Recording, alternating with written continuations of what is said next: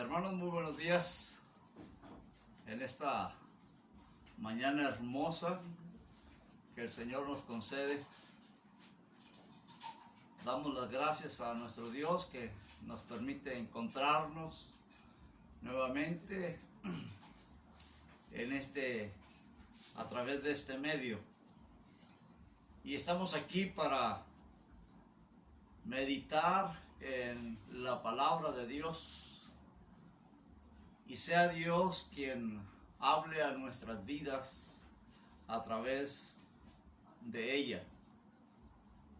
Hemos estado orando, hermanos, a que este mensaje pueda ser de edificación a cada uno de nosotros. Y como resultado podamos dar la gloria a nuestro Dios.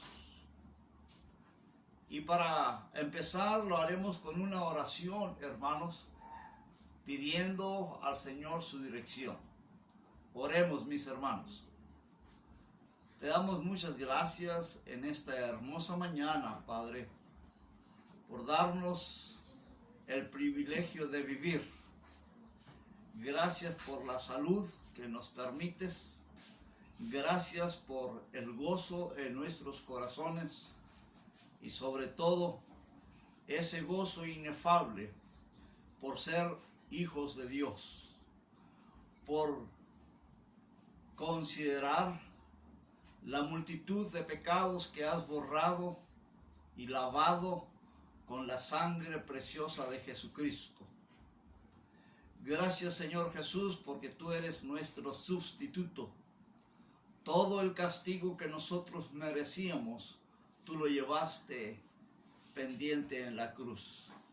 Derramaste tu sangre preciosa para, a través de ella, limpiarnos de toda maldad. Espíritu Santo, gracias por morar en nuestras vidas. En este momento pedimos que seas tú quien dirijas la meditación de tu palabra y puedas usar el mensaje para enseñarnos principios básicos, preciosos, que podemos usar para la edificación de tu iglesia. Perdona nuestros pecados y sé con nosotros el resto de este tiempo, porque te lo estamos pidiendo y suplicando en el nombre de Jesucristo. Amén y amén. En este momento, hermanos, les ruego que abran sus Biblias y podamos leer en el libro de Efesios, en la carta del apóstol Pablo a los Efesios, en el capítulo 4. Y me voy a permitir a leer unos versículos, del versículo 7 en adelante. Efesios, capítulo 4, versículo 7 en adelante. Dice así la palabra de nuestro Dios: pero a cada uno de nosotros fue dada la gracia conforme a la medida del don de Cristo, por lo cual dice: subiendo a lo alto, llevó cautiva la cautividad y dio dones a los hombres. Eso de que subió, ¿qué es? Sino que también había descendido primeramente a las partes más bajas de la tierra. El que descendió es el mismo que también subió por encima de todos los cielos para llenarlo todo. Y él mismo constituyó a unos apóstoles, a otros profetas, a otros evangelistas, a otros pastores y maestros, a fin de perfeccionar a los santos para la obra del ministerio, para la edificación del cuerpo de Cristo, hasta que lleguemos todos a la unidad de la fe y del conocimiento del Hijo de Dios, a un varón perfecto, a la medida de la estatura de la plenitud de Cristo, para que ya no seamos niños fluctuantes, llevados por doquiera de todo viento de doctrina, por estratagema de hombres que para engañar emplean con astucia las artimañas del error, sino que siguiendo la verdad en amor, crezcamos en todo en aquel que es la cabeza, esto es Cristo, de quien todo el cuerpo bien concertado y unido entre sí por todas las coyunturas que se ayudan mutuamente, según la actividad propia de cada miembro, recibe su crecimiento para ir edificándose en amor. Hasta aquí detenemos la lectura, hermanos, y quiero resaltar la última parte del versículo 16, donde dice que recibe su crecimiento para ir edificándose en amor. El contexto de este pasaje y el pasaje que acabamos de leer está hablando acerca de los dones que Dios ha dado a la iglesia, vaya. Y es la iglesia que tiene el ministerio de ejercer cada uno con los dones que ha recibido, tiene el privilegio de ejercitarlos dentro de la iglesia con el propósito de edificar el cuerpo de Cristo, sea la iglesia. Y esto es muy importante, ¿verdad? Dice que la iglesia es el cuerpo de Cristo. Él es la cabeza de la iglesia, dice en Efesios capítulo 5, versículo 23, para que ustedes lo lean por ahí. Dice, porque el marido es cabeza de la mujer, así como Cristo es cabeza de la iglesia, la cual es su cuerpo y Él es su Salvador. Cristo es la cabeza de la iglesia, o sea, del cuerpo. El cuerpo en sí es la iglesia y la cabeza de la iglesia es Cristo Jesús. La iglesia tiene su ministerio a realizar en plena coordinación de todos los miembros. Esto es muy importante y es hermoso. La iglesia tiene la misma función o la actividad como nuestro cuerpo. Nuestro cuerpo se compone por diferentes miembros y cada miembro tiene su labor a realizar, su actividad a realizar. Los dedos, las manos, los brazos, los pies, las piernas, todo nuestro rostro, ojos, orejas, lengua, todos tienen un ministerio a realizar. Y cada uno de ellos está coordinado al cuerpo y se mueven con el propósito único de que todos hagan unidos la labor. Es exactamente lo que Dios desea con el ejercicio de los dones dentro de la iglesia. Dios desea que los dones sean ejercitados, como dice el versículo 11, y Él mismo constituyó apóstoles, profetas, evangelistas, pastores y maestros. Y el versículo 12 dice, a fin de perfeccionar a los santos para la obra del ministerio. Y segunda razón, para la edificación del cuerpo de Cristo. Es allí, amados hermanos, que nosotros somos responsables de que en la iglesia haya edificación con el ejercicio de los dones. En otras palabras, hermanos, somos responsables de llevar a cabo la edificación de la iglesia. El versículo 16 dice, para que recibe su crecimiento para ir edificándose en amor. Y este es el título, hermanos, de nuestra meditación en esta mañana. Edificando con amor o en amor. Vamos a ver algunos aspectos que tenemos que considerar para la edificación de la iglesia. Obviamente, el ejercicio de los dones es primordial. Cada uno de nosotros que tenemos dones que Dios nos ha dado, debemos ejercitarlos para edificar a la iglesia. Aunado a eso, hay algunos otros aspectos o ejercicios que necesitamos realizar para producir el crecimiento de la iglesia. Me he titulado o he decidido compartir primeramente las acciones negativas, ¿sí? Evite las acciones negativas con el propósito de producir el crecimiento. Vamos a evitar acciones negativas. Vayan por favor conmigo al libro de Romanos en el capítulo 14. Romanos capítulo 14, el versículo 10 en adelante dice: pero tú, ¿por qué juzgas a tu hermano? O también, ¿por qué menosprecias a tu hermano? Porque todos compareceremos ante el tribunal de Cristo.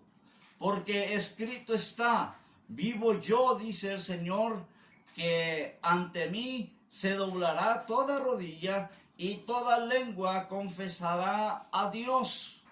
Y el versículo 12 dice: de manera que cada uno de nosotros dará a Dios cuenta de sí.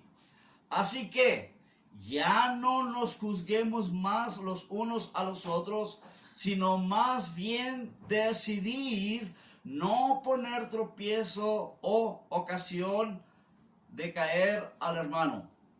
Yo sé y confío en el Señor Jesús que nada es inmundo en sí mismo, mas para el que piensa que es algo inmundo, para él lo es. Así que ya no nos juzguemos más los unos a los otros. El acto de juzgar, esto destruye la iglesia, desanima a los cristianos.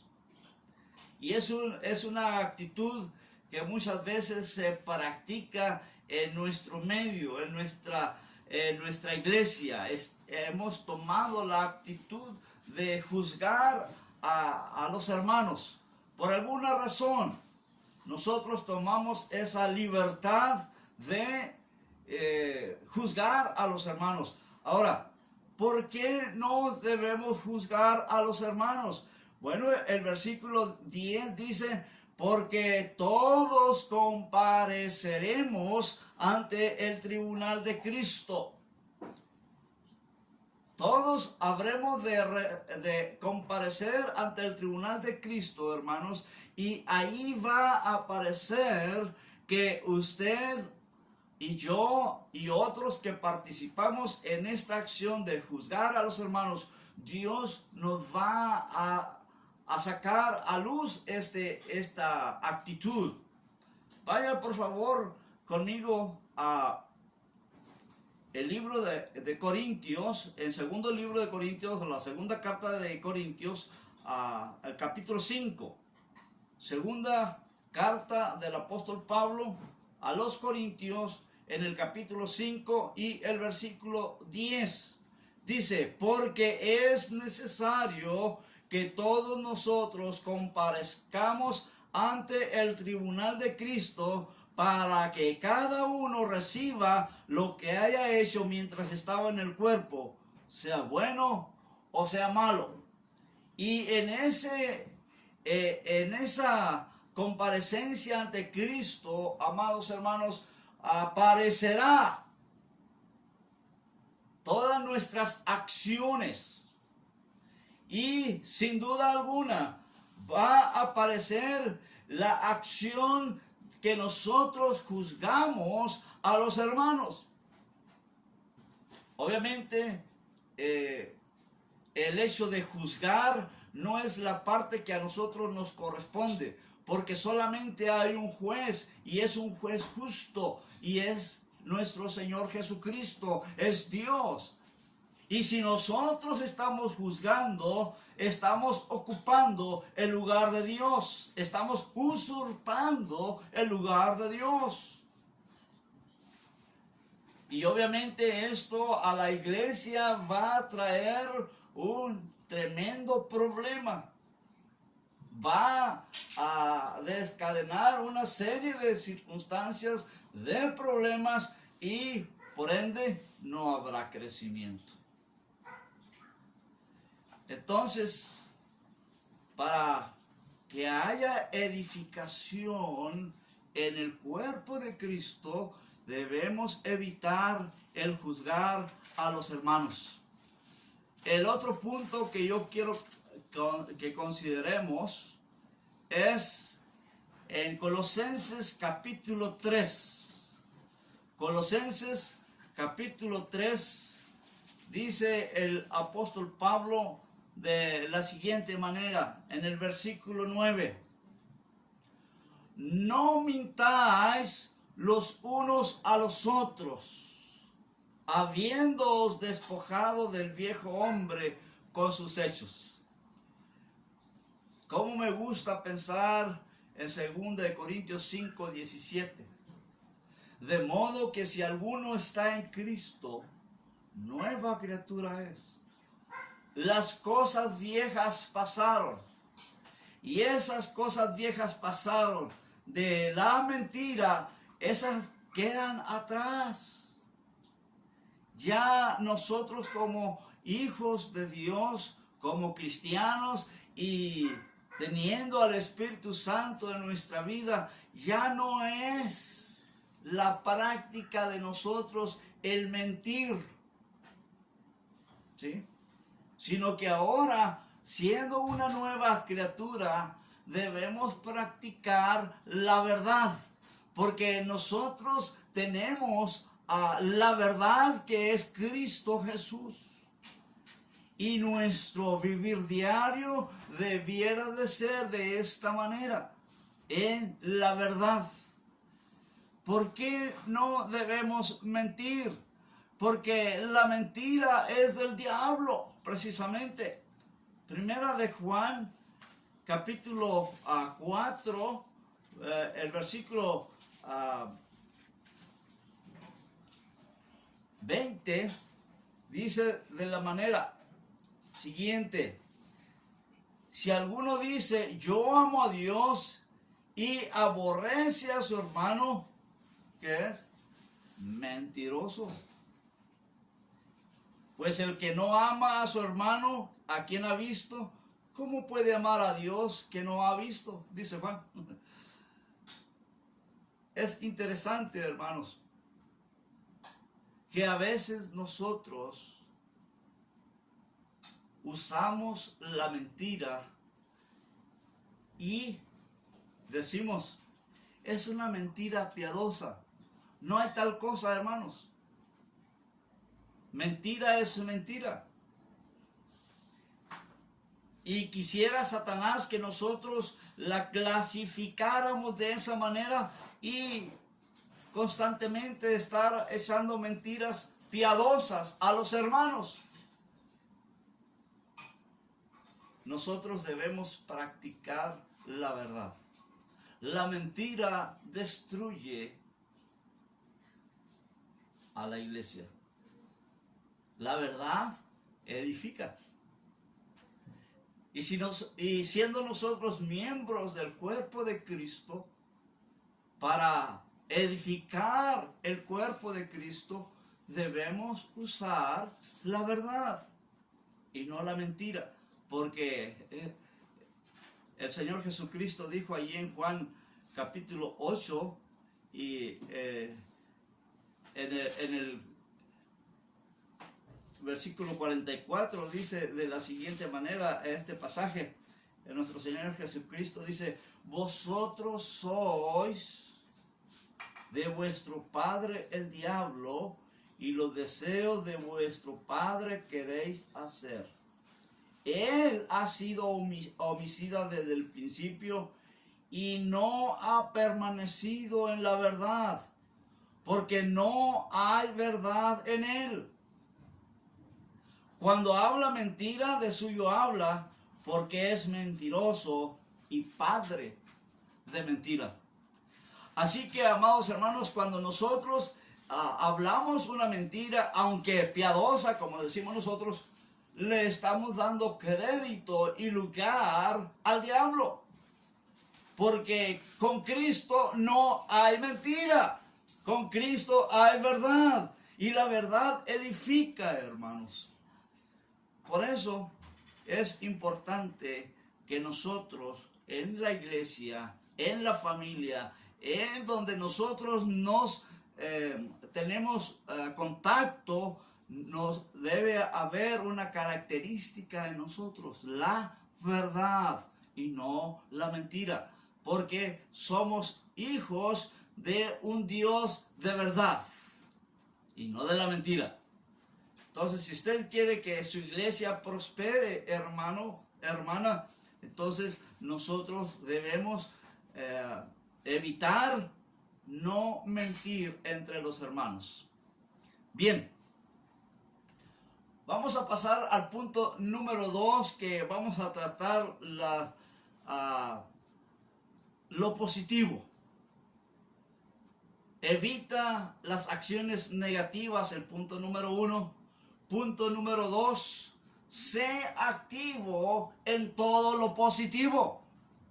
Sé activo en todo lo positivo. ¿Y cuál es el propósito? La edificación. ¿Sí? La edificación.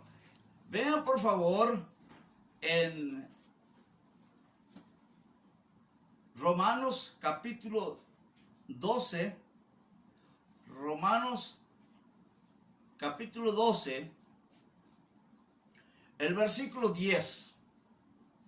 Romanos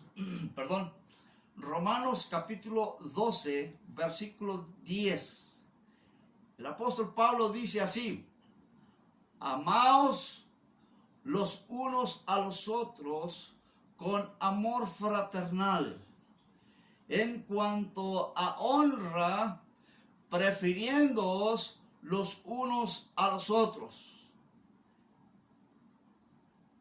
El amor debe de ser en el amor de Cristo fraternalmente, ¿sí?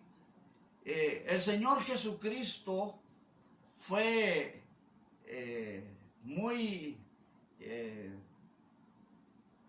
pues con frecuencia Él estuvo enseñando este principio en cuanto al amor. Juan decía, Dios es amor.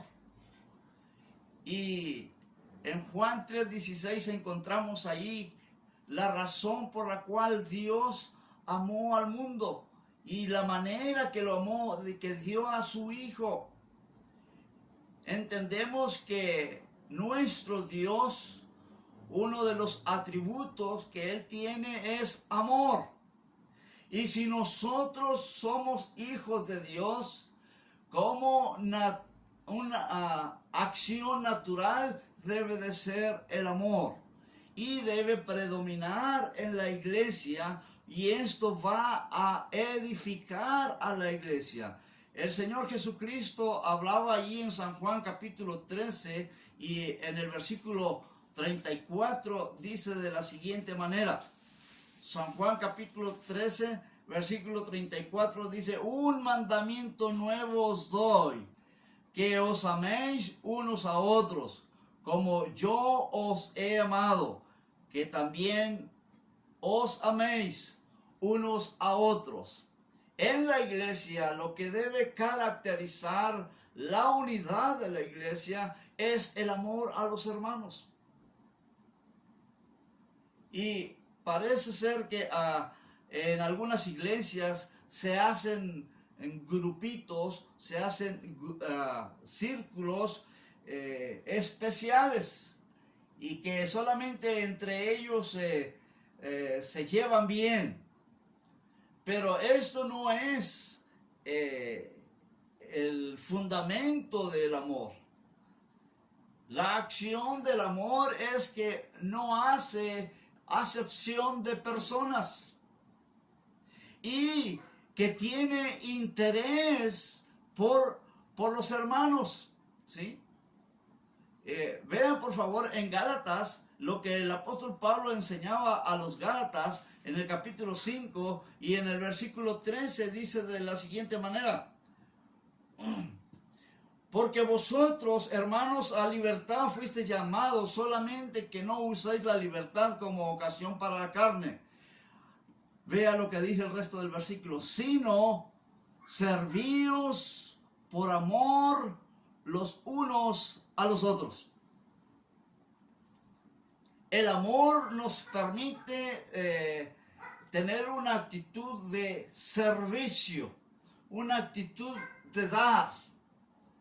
El amor no es egoísta.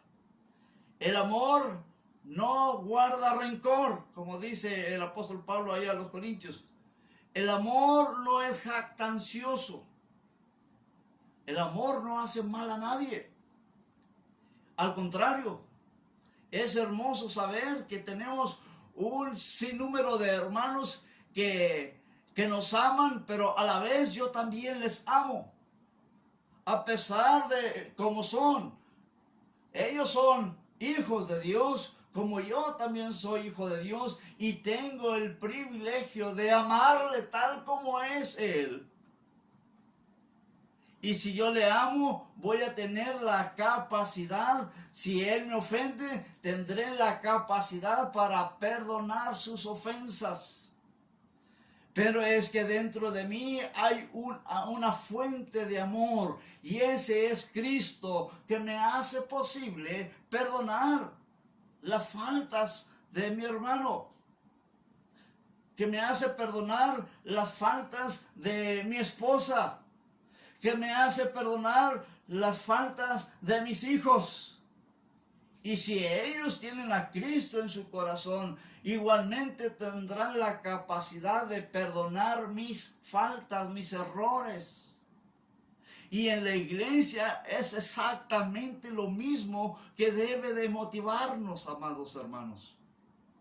El amor.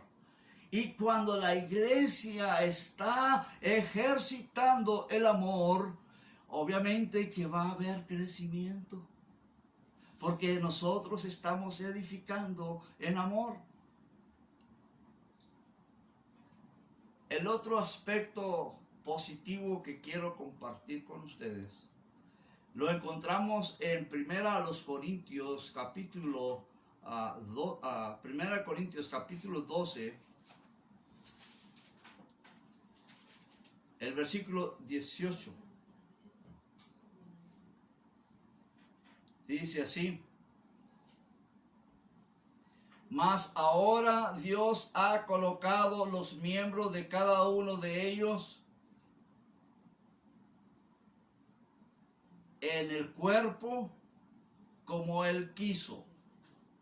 ¿Sí? Está hablando de los dones otra vez.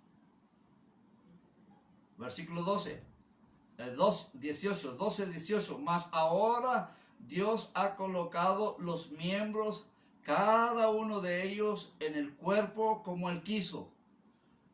Y porque si todos fuesen un solo miembro, ¿dónde está el cuerpo? Pero ahora son muchos los miembros, pero el cuerpo es uno solo. En la iglesia es exactamente lo mismo. Somos muchos miembros en la iglesia y todos con un don mínimo, pero hay otros que tienen 2 o 3 dones y que los ejercen bien fielmente dentro de la iglesia, y cómo ayuda y cómo edifica a la iglesia, que es el cuerpo de Cristo. ¿Sí? Vean por favor conmigo el versículo 20. Dice: pero ahora son muchos los miembros, pero el cuerpo es uno solo. Y luego el versículo 25. Para que no haya desavenencia. El versículo 24. Porque los que en otros son más decorosos no tienen necesidad. Pero Dios ordenó el cuerpo, dando más abundante honor al que le faltaba. Pero para que no haya desavenencia en el cuerpo, sino que los miembros todos se preocupen los unos por los otros. De manera que si un miembro padece, todos los miembros se duelen con él. Y si un miembro recibe honra, todos los miembros con él se gozan.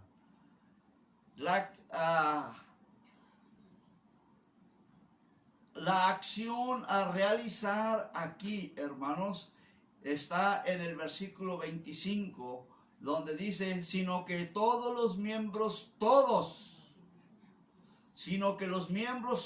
se preocupen los unos por los otros.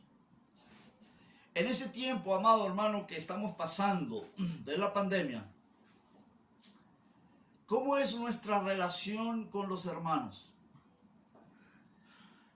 Quizá algunos hemos olvidado a nuestros hermanos,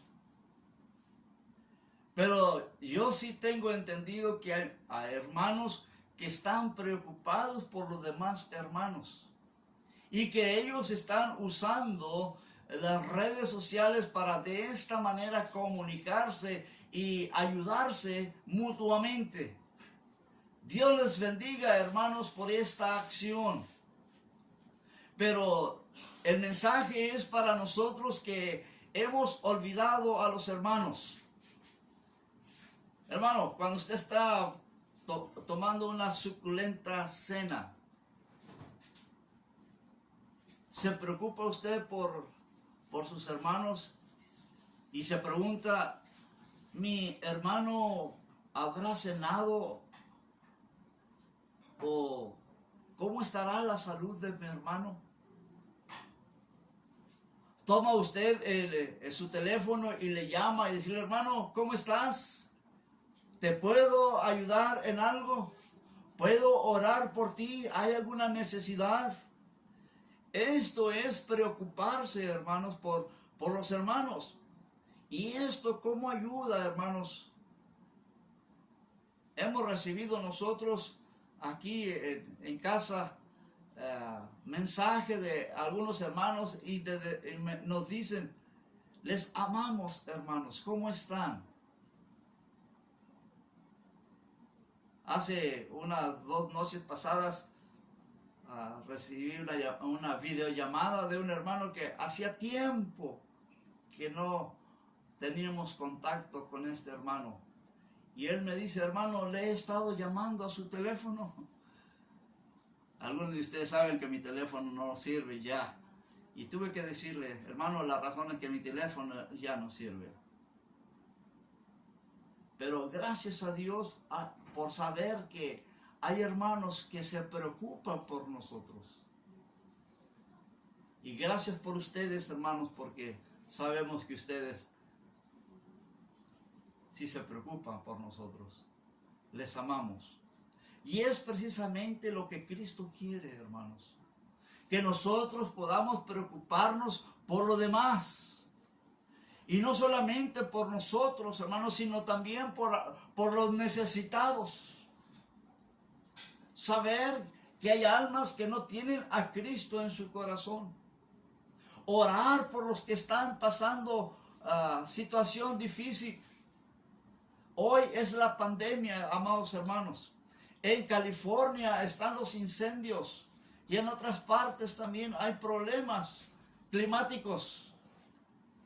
Debemos estar orando por ellos, hermanos, aunque no sean cristianos, aunque no les conocemos, pero es una actitud de nuestro corazón el preocuparse por el bien de los demás.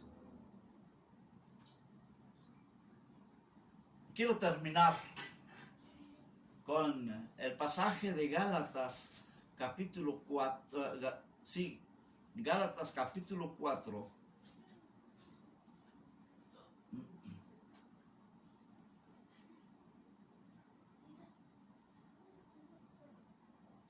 Gálatas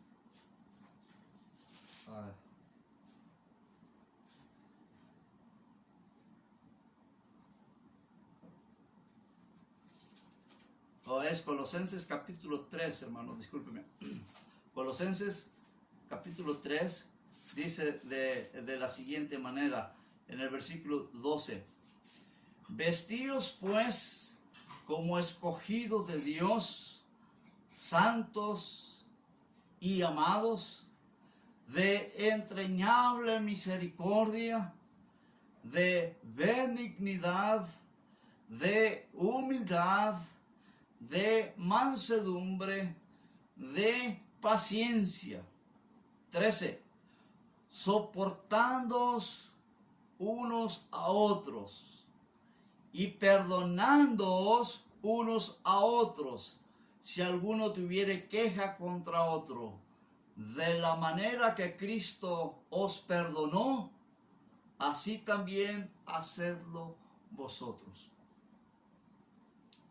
Una acción positiva que trae edificación a la iglesia es el hecho de que tengamos la capacidad de soportar a nuestros hermanos. A decir verdad, hay algunos hermanos que son inquietos.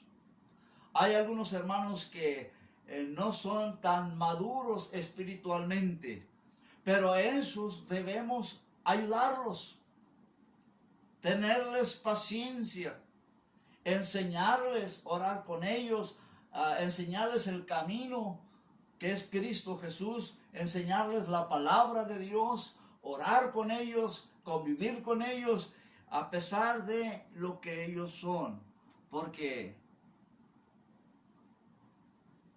yo no sé en su familia, pero me atrevo a decir, hermanos, que en cada familia hay uno que se mueve más que los demás, que es inquieto, que siempre está yendo adelante, que está hablando mucho, que está haciendo varias cosas y estate quieto y espérate, y los papás le están gritando, párate, párate, y así está viviendo, y así crece con sus inquietudes y lo soportamos. En la iglesia, hermanos, hay hermanos que no han madurado espiritualmente y tienen muchas inquietudes, pero esas inquietudes las pueden tornar en positivo y van a ser grandes obreros de Dios. ¿Qué hablamos del apóstol Pablo, hermanos? Antes de ser un soldado de Cristo, él era un soldado militar. ¿Y cómo era inquieto? Y mire cómo Dios transformó su vida. Y ese carácter de inquieto le fue útil para expandir el evangelio. Como un apóstol inquieto, pero con una tremenda fe, con un tremendo poder que era Cristo Jesús. Dios usó el carácter del apóstol Pablo para bien.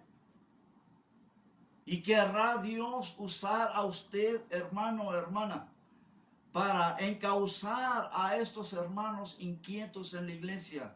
Pero vamos a tenerles paciencia, vamos a tenerles amor y vamos a enseñarles la palabra de Dios para que a la postre, al tiempo adelante, haya una edificación, usando su talento, usando sus dones, usando sus capacidades, pero lo vamos a hacer, como dice el apóstol Pablo, soportándoos unos a otros y perdonándoos unos a otros.